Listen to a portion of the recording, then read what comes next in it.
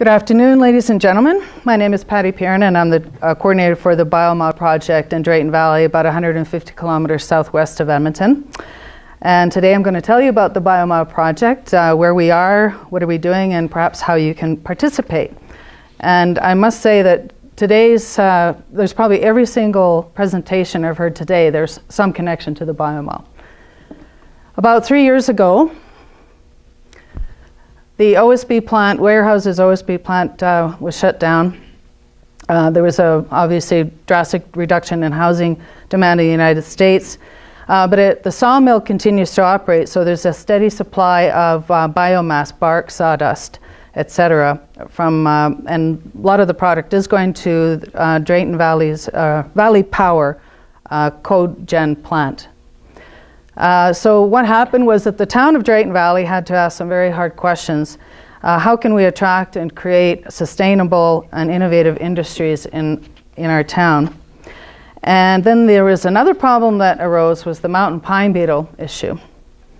And for example, the Real Estate Investment Network quoted, based on BC experiences, that only communities that made drastic attempts to diversify their economies and attract new industries are weathering the storm. Unfortunately, mountain pine beetle trees can be used in gasification processes. Actually, my friends at Weyerhaeuser say, better eat your lunch before it eats you. So we had to take stock of what we have to offer. So we have forests, we have oil and gas, and we have agriculture. And we have great, hardworking people in our community. And most importantly, we're a receptive community. Actually, that's been I think that is probably one of the most important factors. So it was perhaps more of desperation than inspiration that we started to look at new business opportunities. So our respective town council talked to a variety of people, and including in the government, including Bioproducts Alberta, and they discovered a vibrant and evolving bio-industry sector. And actually, thanks to the high oil prices at the time, it meant that there was money to be invested in the bioeconomy. And the bio-industry provides a perfect tie-in with forestry and agriculture industries. It opens up a wide range of opportunities to manufacture a variety of high-value commercial and industrial products from waste. So the key concept of our Biomile is one company's waste and is another company's feedstock.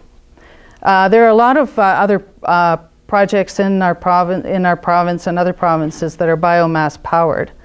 And these are driven by, again, higher fossil fuels, and perhaps not now, but they will go up again.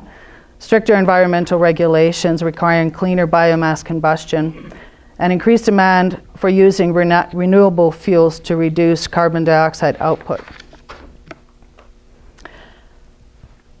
So we went and looked at these various technologies, and we realized that we would like to have, there's the biomass to electricity plant, which is, everybody knows that this technology exists. Nope, it's not a technology challenge from that point of view. And then there's the high value added platform chemicals, transportation fuels, which is very complicated and so on.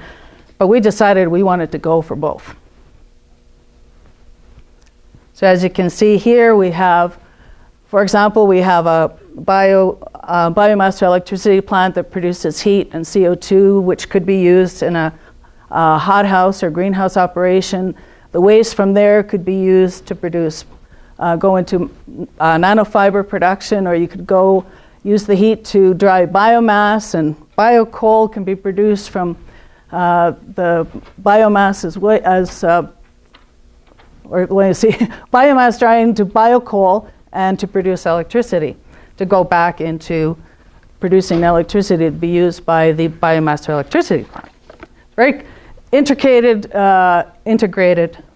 plant. So these opportunities truly are amazing. You saw already TTSs, some of the products that they can make. And here we have wheat straw pulp solvent. I found that slide somewhere that I thought was pretty interesting. Here we have TTS is our first company. They're going to be setting up our plant first in the biomile.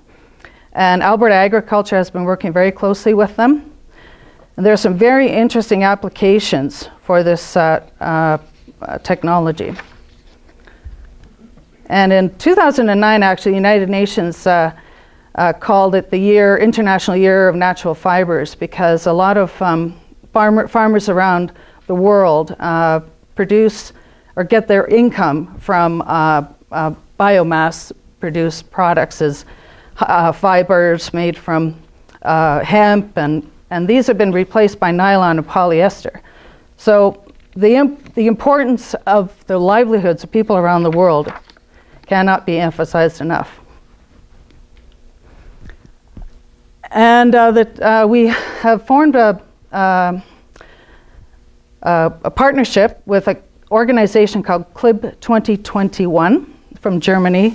75 mostly German but international biochemical companies, government organizations, and academia, and working to develop and commercialize bioproducts. And they have their headquarters in Drayton Valley. Their focus is on commercialization. And we are competing against the petroleum industry, but these changes that are happening right now in the bioindustry are largely driven by companies like Nike, Unilever, Chrysler, Bombardier. And because their clients are demanding that that there are these new products, these greener products. Younger generations are demanding them, and industrial investors and insurance companies are demanding them as well, because they want their companies to reduce their ecological footprints. We also have memoranda of understanding with the University of Alberta, with 2 departments, as well as with the Northern Alberta Institute of Technology. Actually, recently, the University of Alberta and CLIB concluded a study on syngas. This is a gasification process that is a platform for chemicals and transportation fuels. And we have a company called Atoka, and they're from Minnesota, and they have plans to establish the Drayton Valley Energy Campus. And this is a 3-phase project.